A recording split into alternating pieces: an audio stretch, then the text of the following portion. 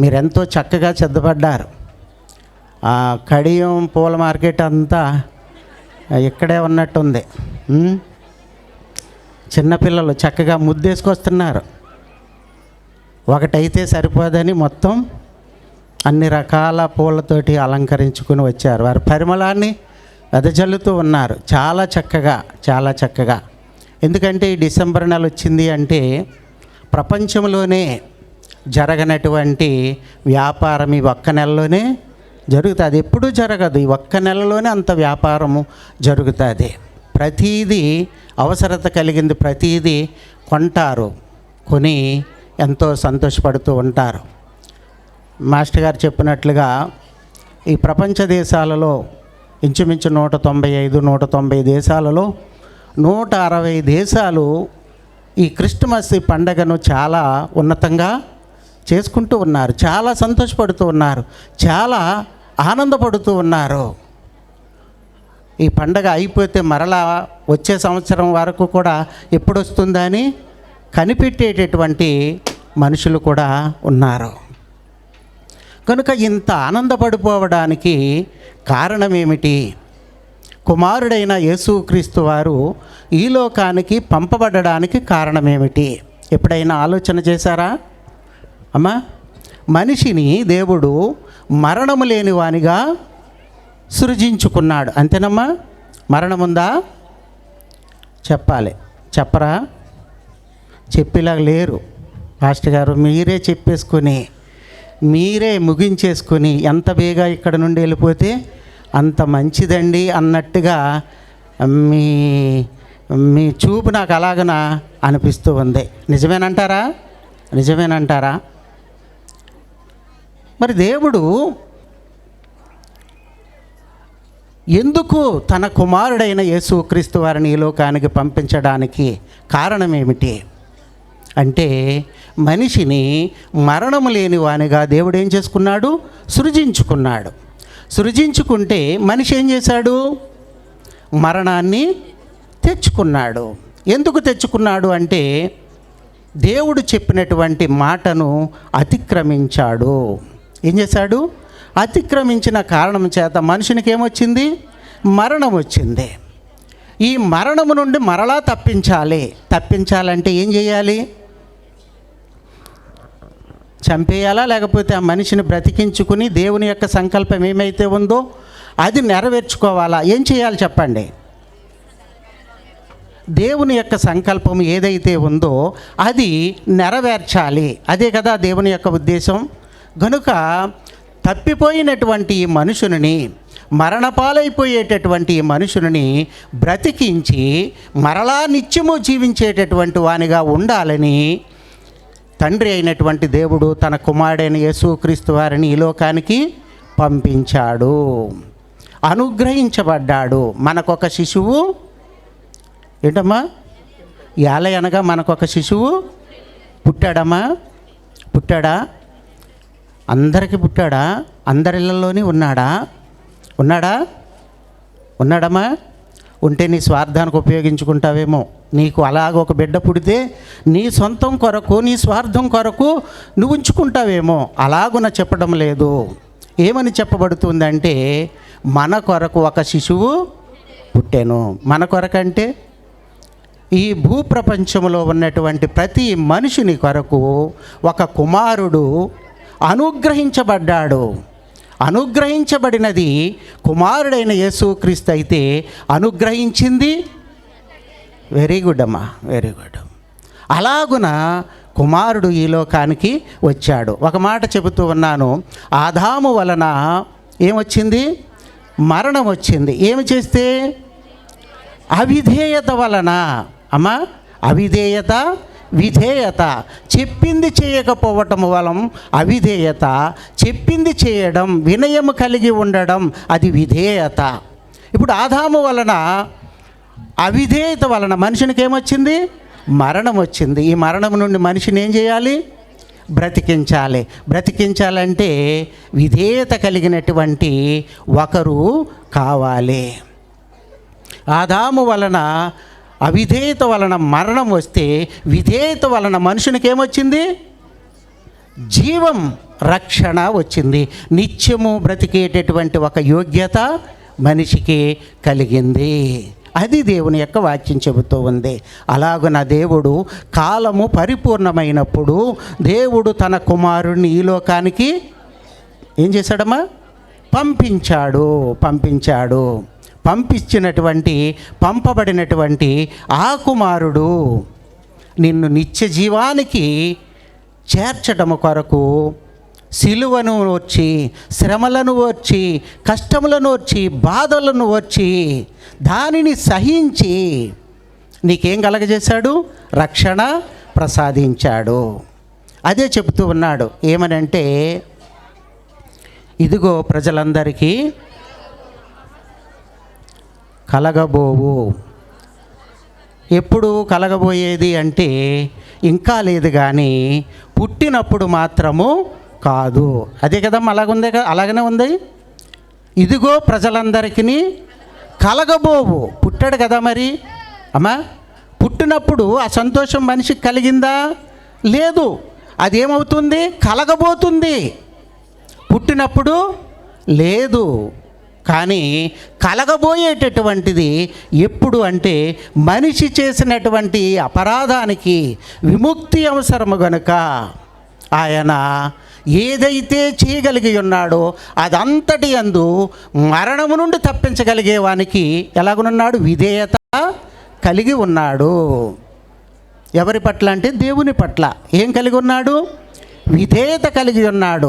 ఎందుకంటే తన్నుని మరణము నుండి రక్షించగలిగేటటువంటి వానిని భూమి మీద ఏదైతే చేయాలో ఆ కార్యాలన్నీ కూడా చేసి అది సంపూర్ణ సిద్ధి కలగ చేసుకుని దేవునికి ఏమయ్యాడు? ఇష్టుడయ్యి మరణాన్ని గలిచేటంతటి స్థితిని కలిగి ఉన్నాడు. గనుక పుట్టినప్పుడు మనిషికి రక్షణ లేదు. ఎప్పుడొచ్చింది? మరణములోని మనిషికి జీవము వచ్చింది. ఏది మంచిదంటారు? పుట్టిక మంచిదంటారా, లేకపోతే మరణం మంచిదంటారా? పుడితేనే కదండి అది ఉండేది, పుట్టకుండా ఎలా ఉంటుందండి అంటారా? ఎలాగుంటుంది చెప్పండి? పుట్టి దేవుడు చెప్పినది ప్రతిదీ అక్షరాల ఏం చేశాడు? నెరవేర్చాడు. విధేయుడైన కారణం చేత మనుషుని తాను బ్రతికి ఆయన ఏం చేశాడు? మనుషుల్ని రక్షించగలిగే ఒక అర్హత సంపాదించినట్లుగా మరి మనకి చూస్తూ ఉన్నాం. కనుక ప్రజలందరికీ ఇదేమిటట? మహాసంతోషకరమైన సువార్తమానం. అందరికీ వినబడ్డదమ్మా ఇది? లోకమంతటికి వినబడ్డది కదా, లోకమంతటికి తెలుసు కదా. ప్రకటన ఒకటి జరుగుతూ ఉంది. ఏమనంటే ఈ శుభవర్తమానం ప్రజలందరికీ అందరూ వింటూ ఉన్నారు. అందరూ వింటూ ఉన్నారు కదా. ఎవరికి చెప్పారు ఇది? ఎవరికి చెప్పారు ఈ వర్తమానం అమ్మా? అదేలే, ఎవరికి చెప్పారు అక్కడ? గొర్రెల కాపర్లకే కదా. ఇదిగో రాత్రి వేళ తమ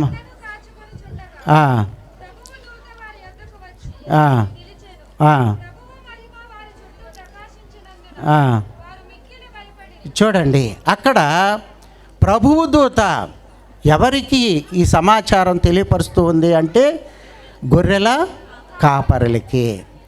అమ్మ వాళ్ళది మంచోళ్ళ చెడ్డోళ్ళ అమ్మా?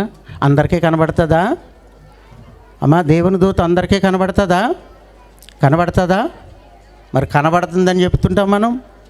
దేవుడు రాత్రి కనబడ్డాడని చెప్తాం, దేవుని దూత వచ్చిందని చెప్తాం. ఎలాగొస్తుందట? తెల్లగా వస్తుందని చెబుతాం. చూడండి, వాళ్ళు ఎంత పవిత్రులో లేఖనాన్ని ఎంత మనసున పెట్టి బ్రతుకుతూ ఉన్నారో చూడండి. ఏమి లేఖనం వారికి తెలుసు? ఒక రక్షకుడు మన కొరకు పుడతాడు అనేటటువంటి ఒక లేఖనం వారికి తెలుసు గనుక వాళ్ళు ఏం చేస్తూ ఉన్నారంటే పుట్టబోయేటటువంటి రక్షకుని గురించి ఏం చేస్తున్నారు? కనిపెట్టి జీవితాన్ని పవిత్రతగా చేసుకుని బ్రతికేటటువంటి వారు గనుక దేవుని యొక్క దూత వాళ్ళకి ఈ శుభవర్తమానము తెలియపరుస్తూ ఉంది.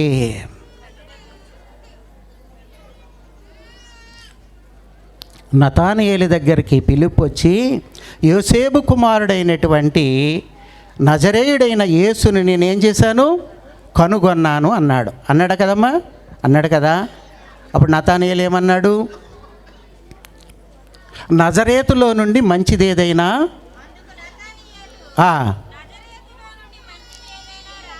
చూడండి, నజరేతులో నుండి మంచిదేదైనా రాగలదా అంటూ ఉన్నాడు. అంటే ఆయనకి ఏం తెలుసని, లేఖనాలు తెలుసు కదా. పుట్టబోయేవాడు ఎక్కడ పుడతాడని, బెత్లెహేము ఎఫ్రాతా, నీవు ఇశ్రాయేలీలను పరిపాలన చేసేటటువంటి రాజు నీలో నుండే పుడతాడు. అది లేఖనం. ఆ లేఖనము ఎవరికి తెలిసింది, నతానయేలుకు తెలిసింది కనుక నజరేతులో నుండి మంచిది ఏది రాదు. ఎక్కడి నుండి వస్తుంది అమ్మ, ఎక్కడి నుండి వస్తుంది, బెత్లెహేములో నుండే వస్తుంది. ఆ లేఖనం అతనికి తెలుసు కనుక ఫిలిప్పు ఈ మాట చెప్పగానే ఏమంటూ ఉన్నాడు, అబ్బాబ్బే నజరేతులో నుండి ఏమీ రాదు. కానీ అసలు ప్రవక్తలు రాసినటువంటి లేఖనం ఎలాగుంది కనుక మంచిదేదైనా రాగలిగితే, ఒక మనుషుని బ్రతికించగలిగేటటువంటి కార్యం ఏదైనా జరిగితే రాబోయేటటువంటి వాడు ఎక్కడ పుడతాడు, బెత్లెహేములోనే పుడతాడు. నజరేతులో నుండి ఏ మంచి రాదు. లేఖనాలు ఎరిగినటువంటి వారు కనుక గొర్రెల కాపర్లకు ఏం తెలుసమ్మా, పుట్టబోయేటటువంటి రక్షకుడు గురించి తెలుసు. ఇప్పుడు ఈ సమాచారం పట్టుకుని ఏం చేస్తూ ఉన్నారు వాళ్ళు, బాగా చెప్పిందని రాత్రి వేళ కాబట్టి హాయిగా పడుకున్నారా, ఏం చేశారు, అది రాత్రి సమయమైనా ఏ సమయమైనా ప్రజల యొద్దకు వెళ్ళి లోకానికి ఒక రక్షకుడు పుట్టాడని వీధులు తిరుగుతూ ఈ శుభవర్తమానం అందరికీ తెలియపరుస్తూ ఉన్నారు. నీకు ఆ శుభవర్తమానం అందాలి, నాకు ఆ శుభవర్తమానం అందాలి. ఎందుకంటే దేవునితో మనము సహవాసం చేయాలి అంటే ఆ శుభవర్తమానం మనము తప్పకుండా అంగీకరించాలి, ఆచరించబడాలి. అప్పుడే దేవుడితో మనము దేవునితో సహవాసము చేయగలిగేటటువంటి గొప్ప సంబంధం మనకి ఏర్పడుతూ ఉందని దేవుని యొక్క వాక్యం సెలవిస్తూ ఉంది. లోకమంతటికీ శుభవార్త ప్రకటించబడ్డది, అంతే కదమ్మా. ఇప్పుడు క్రిందకు వచ్చేటప్పటికి ఏమంటూ ఉన్నాడు, సర్వోన్నతమైన స్థలములలో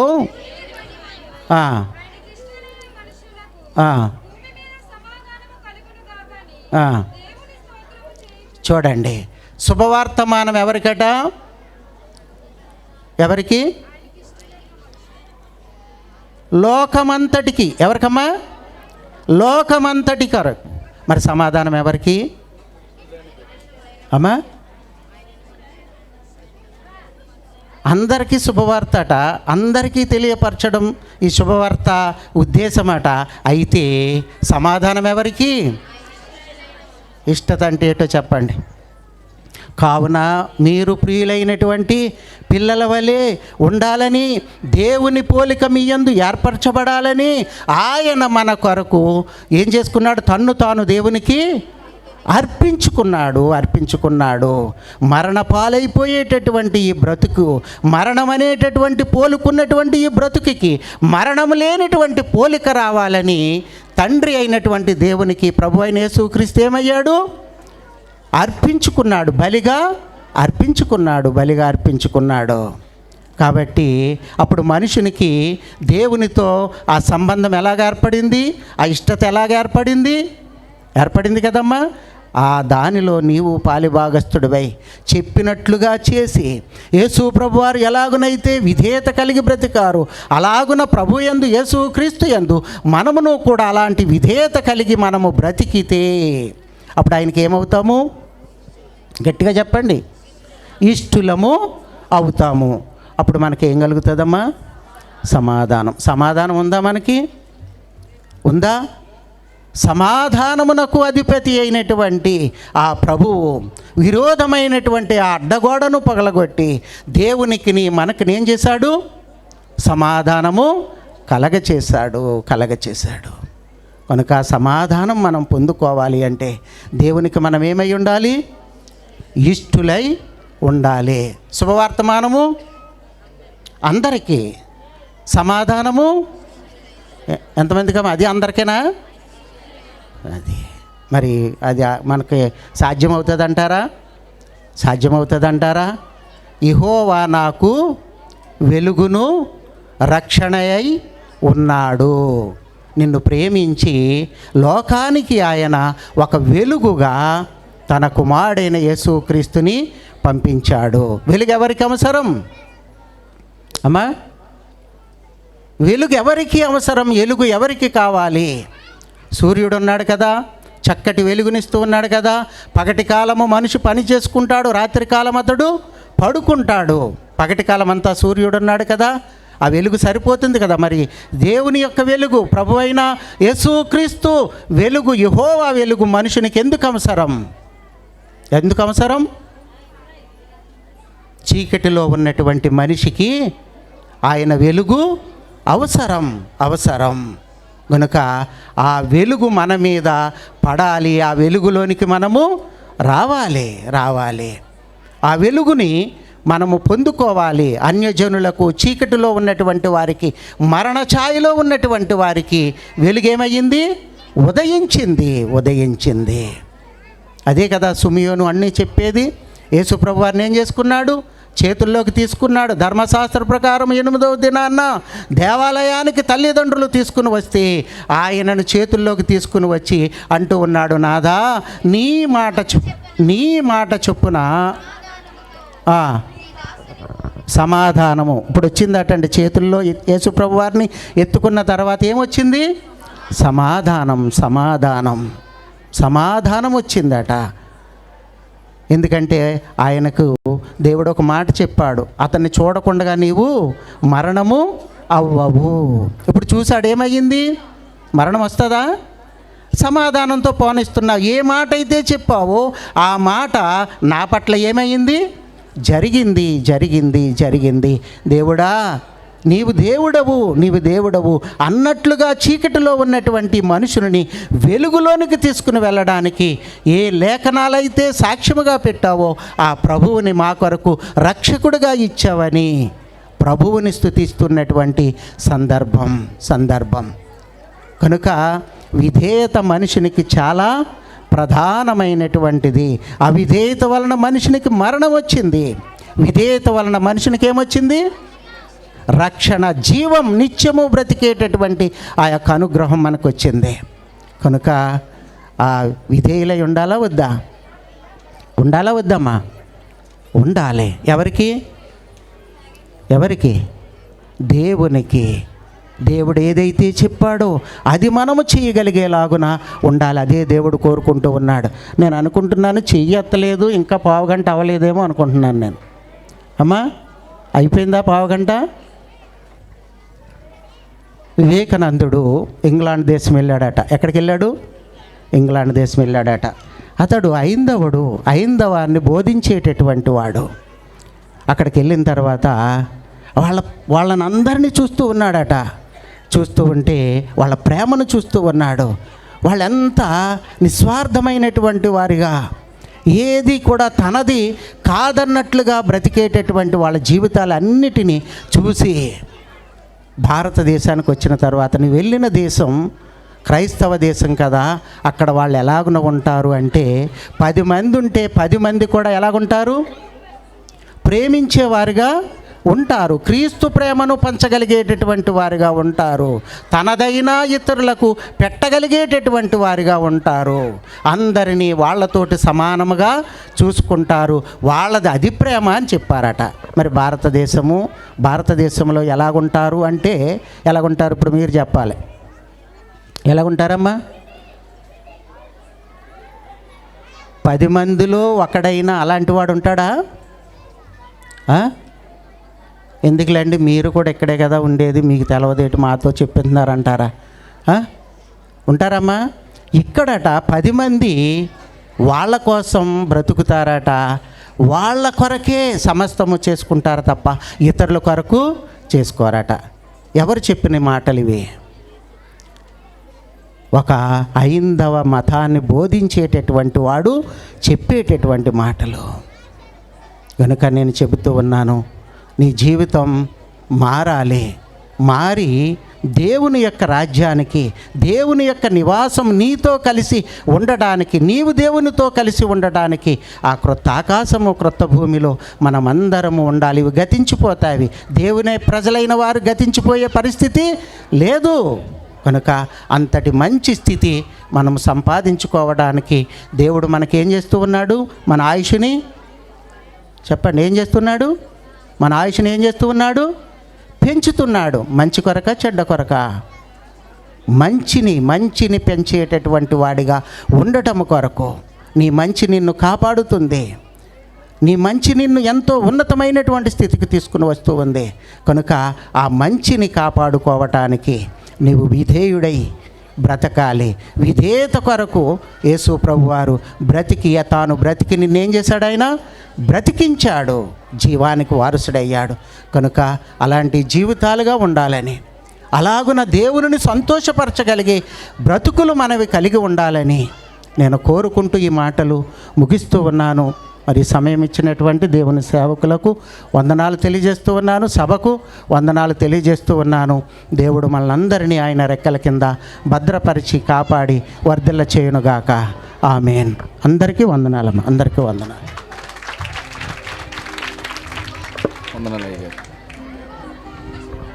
చాలా సంతోషం దైవజనులు. మరి దేవుడు మనకి అనుగ్రహించిన, యేసు ప్రభు ద్వారా మనకు అనుగ్రహించిన సమాధానం, ఇష్టులైనటువంటి బిడ్డల కొరకు దేవుడు సిద్ధపరిచిన ఆ మహాభాగ్యం మీరు అందరూ పొందుకోవాలనుకుంటే మరొకసారి చప్పట్లు కొట్టాలి. ఎందుకు కొట్టారు? ఇష్టంగా, దేవునికి ఇష్టంగా బ్రతకడం కొరకు. కాబట్టి అందరము కూడా దేవునికి ఇష్టంగా బ్రతుకుదాం. మన గొప్పతనం ఏంటో, మనం అంటే ఏంటో, అసలు మనం అంటే ఏంటో తెలియక ఎలా ఉన్నారు మీరు అందరూ. అసలు క్రైస్తవుడు అంటే ఏంటో తెలిస్తే ఎలా ఉంటారో తెలుసా? చాలా ఎలా ఉంటారు. దేవునికి ఎలా ఉంటారంటే సూట్ వేసుకుంటారని కాదు, చాలా గర్వంగా, దేవునికి ఇష్టంగా. అసలు క్రైస్తవుడు సాధించలేని అంటూ ఏమీ ఉండదు. పంచభూతములు, గాలి, నీరు, అగ్ని, భూమి, ఆకాశం, పంచభూతములు ఎవరికైనా లోబడతాయా? క్రైస్తవుడికి మాత్రమే లోబడతాయి. చప్పట్లు కొట్టి దేవుని నామాన్ని మహిమపరచండి. అదేంటండి ఎలా లోబడతాయి అని మీరు అనొచ్చు. ఎలా లోబడతాయని మీరు అనొచ్చు. బైబిల్ గ్రంథంలో అంటే ఇప్పటికే పరిస్థితి ఎక్కువ సమయం అయింది కాబట్టి నేను చెప్పలేకపోతున్నాను. కానీ గాలి దేవునికి లోబడుతుంది. అది ఆ గాలి లోబడినటువంటి క్రైస్తవులు, యేసు ప్రభువుని అనుసరిస్తున్నటువంటి వాళ్ళకి భూమి లోబడుతుంది, గాలి లోబడుతుంది, ఆకాశము లోబడుతుంది, అగ్ని లోబడుతుంది. లోబడిందా లేదా? ఒక దైవజనుడు దేవునికి ప్రార్థన చేస్తూ సూర్యుడిని ఆగమని చెప్పాడు. ఆగిందా లేదా? చప్పట్లు కొట్టి దేవుని నామాన్ని మహిమపరచండి. ఆకాశము వర్షించలేదు. ఈ భూమి ఈ సమస్తమును కూడా దేవునికి లోబడినటువంటి సందర్భం ఇది. ఒకే ఒక మాట, చిన్న మాట మీకు చెప్పి ముగిస్తాను. ఆ కీర్తనల గ్రంథము 114వ కీర్తన ఒకసారి చదువుదాం. చదివితే మీరంటే ఏంటో, కేవలం ఏదో ఒక నిస్సహాయులుగా మీరు ఉండడం నాకు నచ్చలేక ఈ మాట మీకు చదివిస్తూ ఉన్నాను. అమ్మా, ఐగుప్తులో నుండి ఇశ్రాయేలు వచ్చారంటండి. ఎక్కడి నుంచి? ఐగుప్తు సామ్రాజ్యంలో నుండి ఇశ్రాయేల్ అంటే ఏంటి? దేవుని ప్రజ, దేవుని యొక్క ప్రజలు, దేవుని వంటి వారు. ఇశ్రాయేల్ అనే మాటకు అర్థం అటువంటి దేవుని వంటి ఇశ్రాయేలీలు అంటే దేవుని నమ్ముకున్నటువంటి వాళ్ళు. వారు బయలుదేరి ఐగుప్తు సామ్రాజ్యంలో నుంచి బయలుదేరి వస్తుంటే మధ్యలో ఏమడ్డొచ్చింది? ఎర్ర సముద్రం వదిలొచ్చింది. సముద్రం అడ్డొచ్చింది. సముద్రం అడ్డొస్తే ఏ మనిషి అయినా, ఏ వ్యక్తి అయినా సరే ఆ సముద్రమును చూసి వెనక్కి తిరగాలి తప్ప ముందుకెళ్ళే అవకాశం ఎవరికి ఉండదు. అయితే అక్కడ రాశారు సముద్రమట దాన్ని చూసి, అంటే ఎవరిని చూసి? యోధ అంటే దేవుని స్తుతించడం చూసి, ఇశ్రాయేలు ప్రజలను చూసి ఏమైందట? సముద్రం పారిపోయిందట. చప్పట్లు కొట్టి దేవుని నామాన్ని మహిమపరచండి. సముద్రం పారిపోవడం ఏంటండి? అలా ఎర్ర సముద్రం పారిరై దేవుని యొక్క ప్రజలు ఆ ఆరిన నేల మీద నడుచుకుంటూ వచ్చి దేవుని స్తుతించారు. అంత గొప్పవాడు దేవుని యొక్క బిడ్డ అంటే.